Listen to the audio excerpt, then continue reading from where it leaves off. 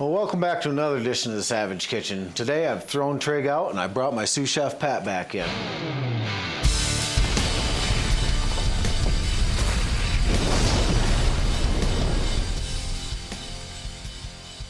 Today we're going to talk about some salmon. Another one of those things that we're going to be talking full sides of salmons. You can buy your sides of salmons at some of the local grocery stores.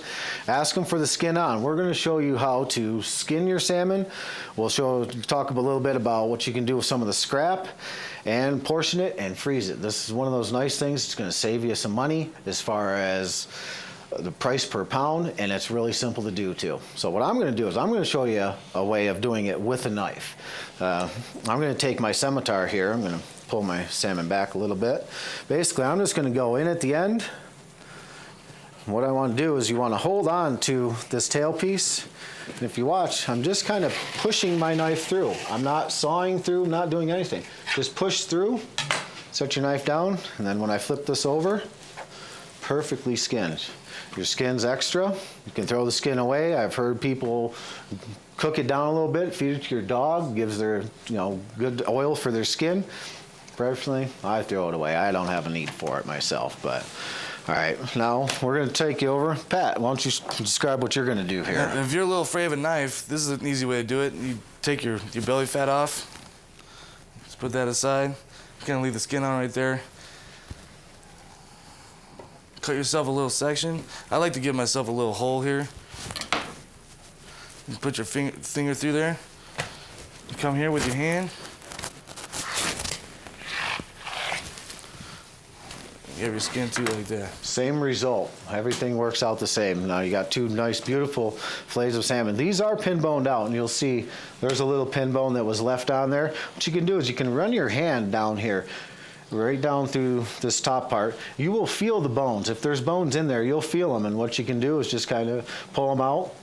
If you have a little pair of needle nose pliers, if they're in there, these 9 times out of 10, they're going to be pretty well. They're going to be pin bone. So now what we're going to do is I'm going to take this and we're going to portion them down a little bit. I'm going to take this belly fat off. You can use that belly fat if you want to do a smoked salmon mousse or just a salmon mousse. You can take this and turn it into, you could cook it down, flake it up, use it for a pasta. Take the sun-dried tomato pesto that we did in a previous episode. Use that for a pasta, for your sauce, using the bechamel cream sauce, something like that. There's just many different things. So what we're going to do is, like I said, we want to portion this out. Obviously, I like nice clean portions, so that'd be another piece to go into your scrap pile. You can go through, cut through. Very simple. This isn't really hard, because this is pretty much what you're going to find in the grocery stores. And if you see, it's not taking me very long to do this. Then you've got 1, 2, 3, 4, 5, 6, 7 beautiful portions. They're probably all about 5 to 6 ounces. They look really nice. Saved yourself some money. Yeah, save yourself some money. Go ahead, Pat, go ahead and trim yours up. Chef, here at the restaurant, we like to almost take off this end here, and sometimes we'll use that as salmon sandwich, or we'll blacken it and just get a dry pan and sear it that way to put on hamburger bun with lime aioli or whatever. But sometimes we go this way to keep them more rectangular or square. For our presentations, we like the square part because it actually fits on our risotto cake. We serve it on a risotto. The risotto is another one, previous episode.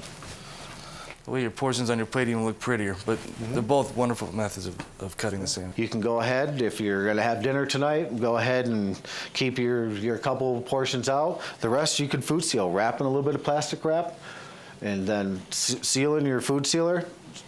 Probably up to maybe 6 months in your freezer, food seal. If you're just going like plastic wrap on it, don't want to go that long, maybe a month or so. But definitely a way to save yourself some money.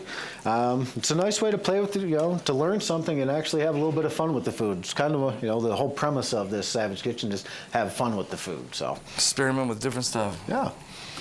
All right, well, once again, thanks everybody for watching this edition of Savage Kitchen.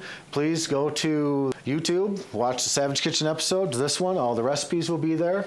Like I said, we've referenced some from the previous season, season 1. Please check them all out, and remember, talk to your friends, have them look it up on Facebook, and we'll see you next time. Thank you.